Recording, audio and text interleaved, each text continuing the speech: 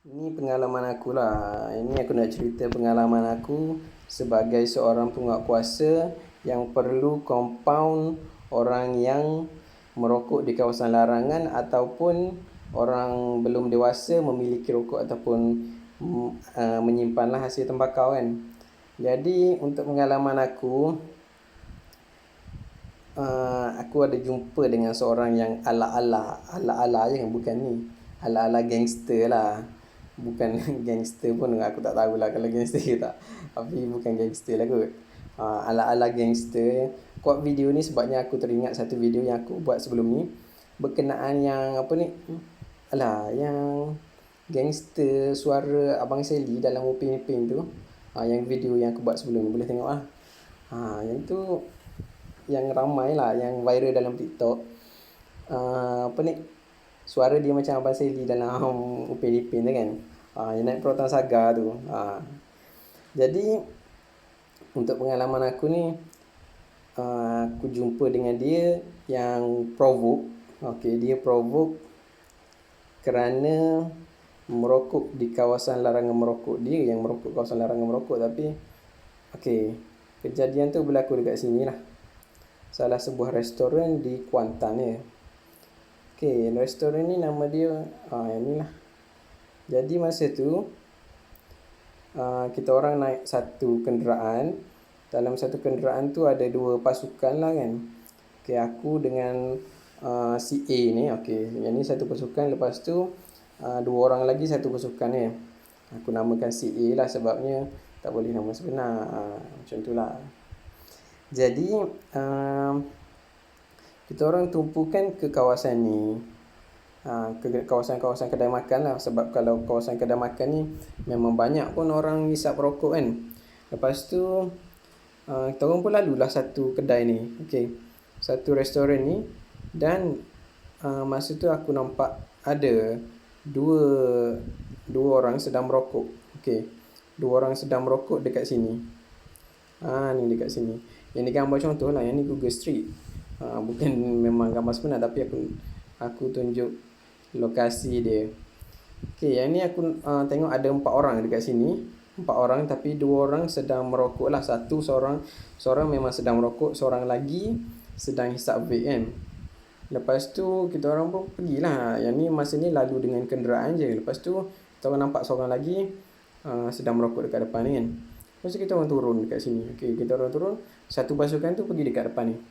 Lepas tu yang pasukan aku ni, kita orang pergilah yang ambil yang dekat belakang ni kan. Kita orang ambil yang dekat belakang ni. Dekat sini. Dia duduk meja macam ni tau. Meja.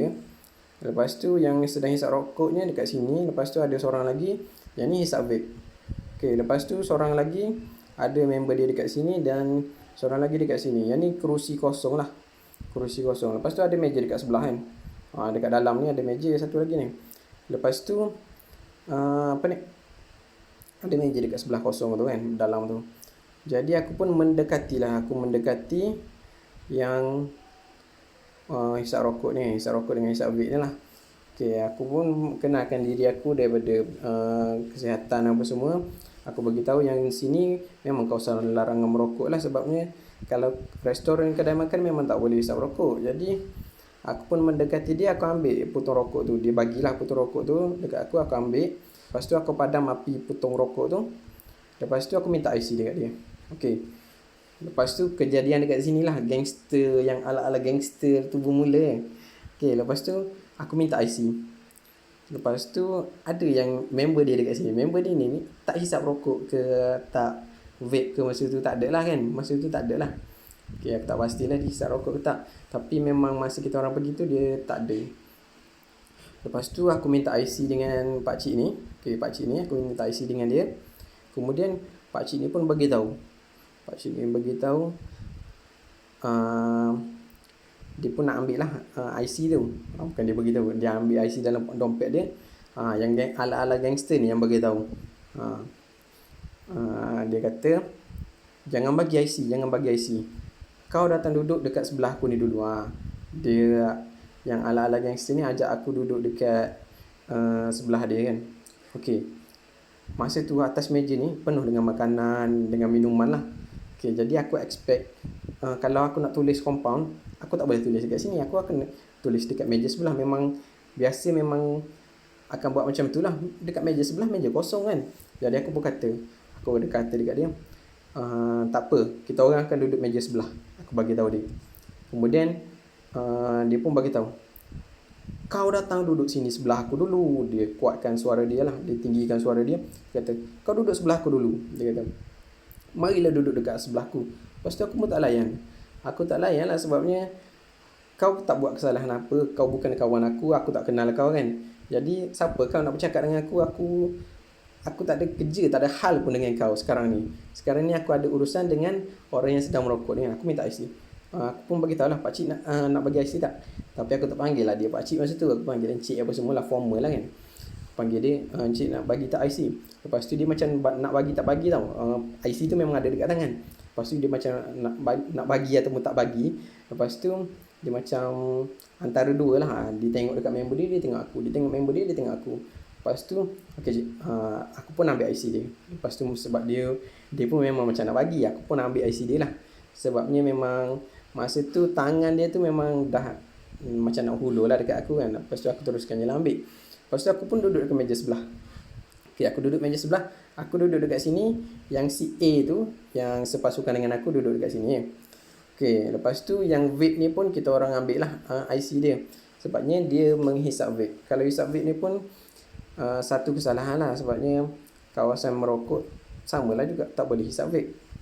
Jadi yang aku hairannya, dua-dua ni bukan orang muda tau, bukan orang budak-budak, bukan remaja, tapi yang dah berumur, dah orang kata level-level atuk orang lah kan. Level atuk, bukan datuk, atuk lah, level atuk, yang dah tak lama akan menemui ajal lah orang kata kan. Sebabnya orang kata aku dunia kata pergi, kubur kata mari kan. Aku pun tak tahulah. Sebabnya apa ni, kalau aku tengok orang tua, orang yang dah berumur masih melakukan kesalahan macam budak-budak, hisap vape. Kalau kau dah tua tapi kau masih hisap vape macam budak-budak kan, macam remaja, aku rasa benda tu, kalau kau alasan kau macam aku dulu merokok, aku merokok, lepas tu aku hisap vape, aku nak kurangkan merokok lah, sebab tu aku hisap vape. Yang tu aku rasa bukan satu alasan kot. Sebab kalau merokok ni satu pilihan kau tau, kalau kau nak merokok atau tak, orang kata kan. Sebabnya apa sebab kau jadi ketagih merokok kan. Tapi kalau kau dah tua, masih tak boleh ikut undang-undang kerajaan yang bagi ni, kau pun salah satu penyebab lah kan, kenapa generasi muda rosak. Kau dah tunjukkan contoh yang tak elok kepada generasi muda, remaja semua kan. Tapi kalau kau nak expect generasi muda sekarang makin baik, kalau kau sendiri yang generasi tua ni pun dah rosak, kau jangan expect generasi muda akan ikut langkah baik kalau kau tunjuk langkah yang buruk kan. Jadi aku memang tak puas hati lah kalau generasi tua jenis macam ni. Jadi tak apa, aku teruskan cerita, aku sambung cerita balik. Okay, aku teruskan menulis compound dekat sini. Lepas tu yang brother ni, yang ala-ala gangster ni, dia bagi tahu, kau ni macam dia bagi tahu macam melalak lah dekat sini, macam melalak kan. Melalak macam gonggong macam tu lah. Dia bagi tahu, kau ni aku ajak duduk dekat sini macam orang, dia bagi tahu dekat aku macam ngok ke macam tu gitulah, macam ngok ataupun bodoh macam tu lah. Aku pun tak ingat bahasa mentaliti orang-orang ala-ala gangster ni, dia lain sikit. Dia beritahu macam tu, aku faham lebih kurang macam tu lah. Dia beritahu kan. Okay,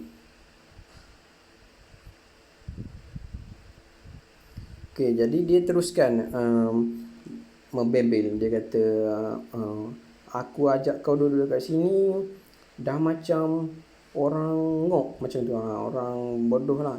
Dia kata, tapi tak nak duduk kan. Aku ajak kau tak apa ni, kau tak faham ke? Kalau aku duduk dekat sini, macam mana aku nak tulis compound tu kan? Lepas tu dia macam terus marah lah, terus marah-marah membebel kan. Aku teruskan tulis compound tu dekat sini. Okay, aku teruskan tulis compound. Kemudian dia pun datang. Dia jalan-jalan datang dekat sini. Dia duduk sebelah aku. Okay, dia duduk sebelah aku. Dia beritahu, apa masalah kau? Aku ni tengok muka kau pun dah naik menyampah, dia kata. Dah naik menyampah aku tengok muka kau. Dia kata lah. Lepas tu aku pun diam je. Aku diam, aku teruskan tulis compound aku tu. Aku naik menyampah. Aku ajak kau duduk sebelah, kau tak nak. Kan? Dah macam orang ngok lah kan. Kau nak duduk sini. Macam tu lah. Lepas tu dia pun tanya aku, kenapa kau tak boleh duduk sana? Lepas tu aku diam. Dia pun berpaling muka ke arah member aku ni, si A ni. Dia paling muka, dia tanya member aku, kenapa tak boleh ke duduk sana? Dia kata, tak boleh ke kalau duduk meja sana, kursi sana? Dia kata boleh. Dia pun tak nak layan lah, sebab dia pun kena tulis compound tu kan. Dia pun teruskan tulis compound. Dia kata, dah tu kenapa tak nak tulis dekat sana? Kenapa tak nak duduk sana? Dia tanya macam tu lah, dalam nada yang marah lah. Dia nak marah tapi kena sabar kan. Aku tunggu. Aduh, kalau aku kena penumbuk ke kena penapar hari ni, aduh panas. Aduh, naya kalau kena macam tu kan. Jadi aku pun teruskanlah menulis, walaupun aku teruskan je menulis macam masa tu. Lepas tu dia kata, kenapa tak nak duduk? Lepas tu member aku ni, si A ni, beritahu lah. Dia kata, kalau dekat sini okey sikit, luas sikit untuk tulis kan, untuk menulis. Lepas tu dia tak boleh nak terima lah alasan tu kan. Aku ajak kau duduk macam orang, dia macam ulang ayat sama. Lepas tu dia terus membebel. Dia pun pergi balik dekat kerusi dia. Dia pergi duduk balik kerusi dia. Tapi lepas dia duduk tu, dia sambung lagi membebel. Dia sambung membebel macam memang tak puas hati lah. Padahal bukan dia yang kena compound, tapi yang pakcik 2 orang ni yang kena compound kan. Pakcik 2 orang ni lah. Umur dia aku rasa dalam 40 lebih kot. Tapi yang pakcik ni, 2 orang ni dalam 50 lebih lah. Kalau aku tengok daripada rupa tu, aku pun tak ingat IC dia berapa hari tu masa aku compound tu. Tapi kalau seingat aku dalam 50 lebih lah. Lepas tu yang dia ni aku tengok dalam 40 lebih macam tu lah kan. Jadi selesai je aku tulis compound, aku pun pergi dekat pakcik ni. Aku bagi tahu dia berkenaan kesalahan dia. Hari ni aku terangkanlah compound ni kena bayar berapa amount dia. Lepas tu aku bagi tahu kena bayar dalam masa berapa bulan, dekat mana, aku bagi tahu semua. Lepas tu aku pun bagi pen dekat dia. Okey, kalau faham sila tanda tangan dekat sini. Lepas tu pakcik tu memang dah ambil dah pen dengan aku. Lepas tu memang dia nak sign. Lepas tu ala-ala gangster ni pun bagi tahulah. Dia kata, jangan sign, dia kata. Jangan sign, dia kata. Dalam dana marah dia kata. Okey cik, aku pun bagi tahulah pakcik. Aku tak panggil pakcik aku panggil formal lah cik. Okey. Dalam cerita ni lah aku panggil pakcik. Okey pakcik, yang ni compound untuk pakcik. Pakcik yang kena bayar, bukan dia yang kena bayar. Aku bagi tahu dia kan. Tak apa, dia kata. Ala-ala gangster ni beritahu, tak apa, aku yang bayar, dia kata. Dia pula nak bayar compound orang lain kan. Macam kau siapa kau nak kata anak, takkanlah beza 10 tahun anak kan. Jadi kau siapa kan. Macam dia nak tunjuk dia lelaki yang dia kuat lah, yang macam alpha male. Tapi aku tak nampak macam dia alpha male pun masa tu kan. Tapi dia tak adalah sentuh kita orang apa semua, tak adalah macam nak tampar ke nak cuik, tak adalah. Dia just guna suara je lah kan.